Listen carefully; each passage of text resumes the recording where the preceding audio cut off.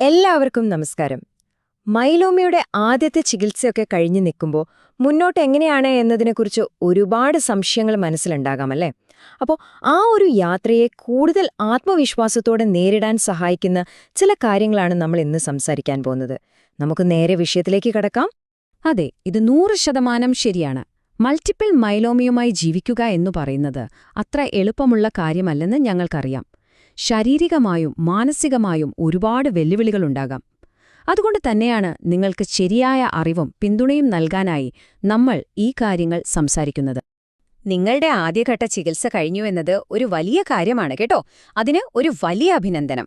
ഇനി അങ്ങോട്ട് നമ്മുടെ ശ്രദ്ധ പോകുന്നത് തുടർച്ചയായ നിരീക്ഷണത്തിലേക്കാണ്. ഇതൊരു പുതിയ ഘട്ടമാണ്, ഒരു ന്യൂ നോർമൽ എന്നൊക്കെ പറയാം. പക്ഷെ ഇതിൽ പേടിക്കാനൊന്നുമില്ല. അപ്പോൾ ഡോക്ടർമാർ എങ്ങനെയാണ് നിങ്ങളുടെ ആരോഗ്യം നിരീക്ഷിക്കുന്നത്? പതിവായി ലക്ഷണങ്ങൾ എന്തെങ്കിലും ഉണ്ടോ എന്ന് പരിശോധിക്കും. രോഗം കണ്ടുപിടിക്കാൻ മുൻപ് ചെയ്ത അതേ ടെസ്റ്റുകൾ തന്നെയായിരിക്കും മിക്കവാറും ഇപ്പോഴും ചെയ്യുക. ചികിത്സ എത്രത്തോളം ഫലപ്രദമായി എന്ന് മനസ്സിലാക്കാനും എന്തെങ്കിലും പാർശ്വഫലങ്ങൾ ഉണ്ടോ എന്ന് ശ്രദ്ധിക്കാനും ഏറ്റവും പ്രധാനമായി മൈലോമ തിരിച്ചുവരുന്നുണ്ടോ എന്ന് നേരത്തെ തന്നെ കണ്ടെത്താനും ഈ നിരീക്ഷണം സഹായിക്കും. ഡോക്ടർമാര് സംസാരിക്കുമ്പോൾ ചിലപ്പോൾ നിങ്ങൾ റിലാപ്സ്ഡ് അല്ലെങ്കിൽ റിഫ്രാക്ടറി എന്നൊക്കെയുള്ള വാക്കുകൾ കേട്ടിട്ടുണ്ടാവാം. ഈ വാക്കുകൾ കേൾക്കുമ്പോൾ ഒരു പേടിയോ ആശയക്കുഴപ്പമോ ഒക്കെ തോന്നുന്നത് സ്വാഭാവികമാണ്. പക്ഷെ വിഷമിക്കേണ്ട, അവ എന്താണ് അർത്ഥമാക്കുന്നതെന്ന് നമുക്ക് വളരെ ലളിതമായി മനസ്സിലാക്കാം.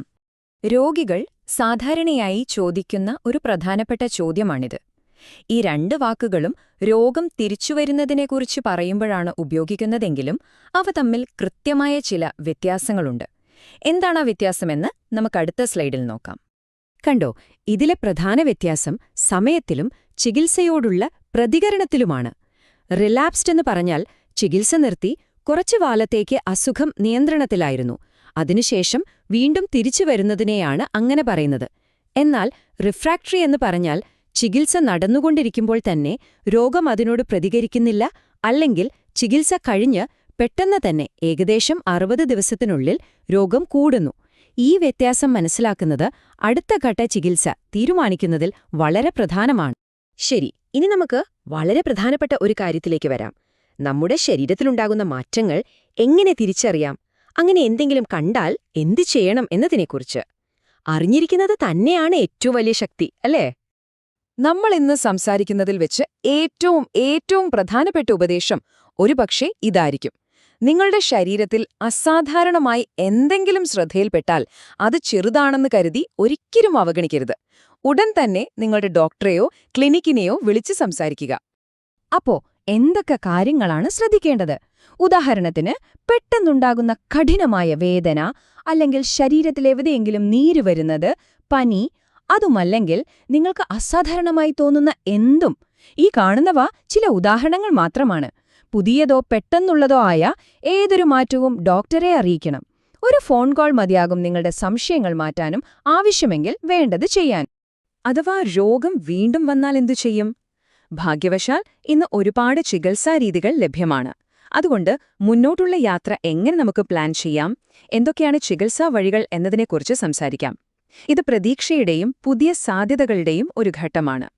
ഇത് കേൾക്കുമ്പോൾ ഒരുപക്ഷെ ഒരു കുറവായിട്ട് തോന്നാം, പക്ഷെ സത്യത്തിൽ ഇതൊരു നല്ല കാര്യമാണ്. ഇതിനർത്ഥം എന്താണെന്ന് വെച്ചാൽ, ചികിത്സ ഓരോ വ്യക്തിക്കും അവരുടെ സാഹചര്യത്തിനനുസരിച്ച് പ്രത്യേകം തയ്യാറാക്കിയ ഒന്നായിരിക്കും. എല്ലാവർക്കും ഒരേപോലത്തെ ചികിത്സയല്ല. നിങ്ങളുടെ അവസ്ഥയ്ക്ക് ഏറ്റവും അനുയോജ്യമായ ചികിത്സ തിരഞ്ഞെടുക്കാൻ ഇത് ഡോക്ടറെ സഹായിക്കും. ഈ കാണുന്നത് രോഗം വീണ്ടും വരുമ്പോൾ സാധാരണയായി ഉപയോഗിക്കുന്ന ചില ചികിത്സാ വിഭാഗങ്ങളാണ്. ഈ പേരുകളൊന്നും നിങ്ങൾ കാണാപ്പാഠം പഠിക്കേണ്ട ആവശ്യമില്ല. മനസ്സിലാക്കേണ്ട കാര്യം ഇതാണ്: പലതരത്തിലുള്ള ചികിത്സകൾ ഇന്ന് ലഭ്യമാണ്. ഇതിൽ ഏതാണ് നിങ്ങൾക്ക് ഏറ്റവും നല്ലത് എന്ന് നിങ്ങളുടെ ഡോക്ടർ തീരുമാനിക്കും. അപ്പോ നിങ്ങളുടെ അടുത്ത ചികിത്സ എങ്ങനെയാണ് തിരഞ്ഞെടുക്കുന്നത്? അത് നിങ്ങളും ഡോക്ടറും ചേർന്നുള്ളൊരു തീരുമാനമാണ്. ഈ സ്ലൈഡിൽ കാണുന്നതുപോലെ രോഗത്തിന്റെ ഇപ്പോഴത്തെ അവസ്ഥ, മുൻപത്തെ ചികിത്സകൾ എത്രത്തോളം ഫലപ്രദമായിരുന്നു, നിങ്ങളുടെ പൊതുവായ ആരോഗ്യം, പിന്നെ ജീവിതത്തിൽ നിങ്ങളുടെ ലക്ഷ്യങ്ങളും മുൻഗണനകളും എന്തൊക്കെയാണ്, ഇതെല്ലാം പരിഗണിച്ചാണ് ഒരു പുതിയ ചികിത്സാ പദ്ധതി തയ്യാറാക്കുന്നത്. നമ്മളിത് അവസാനിപ്പിക്കുമ്പോൾ ഈയൊരു ചോദ്യം നിങ്ങളുടെ മനസ്സിലുണ്ടാവണം. നിങ്ങളുടെ ചികിത്സയിൽ സജീവമായി പങ്കാളിയാവുക എന്നുള്ളതാണ് ഏറ്റവും പ്രധാനം. ഓരോ ചികിത്സയുടെയും ഗുണങ്ങളും ദോഷങ്ങളും എന്തൊക്കെയാണ്, അതെന്റെ ജീവിതത്തെ എങ്ങനെ ബാധിക്കും, എന്റെ ലക്ഷ്യങ്ങളുമായി ഇത് യോജിച്ചു പോകുമോ എന്നൊക്കെ ഡോക്ടറോട് ചോദിച്ച് മനസ്സിലാക്കുക. അറിവോടുകൂടി തീരുമാനങ്ങൾ എടുക്കുന്നത് മുന്നോട്ടുള്ള യാത്രയിൽ നിങ്ങൾക്ക് കൂടുതൽ ആത്മവിശ്വാസം നൽകും.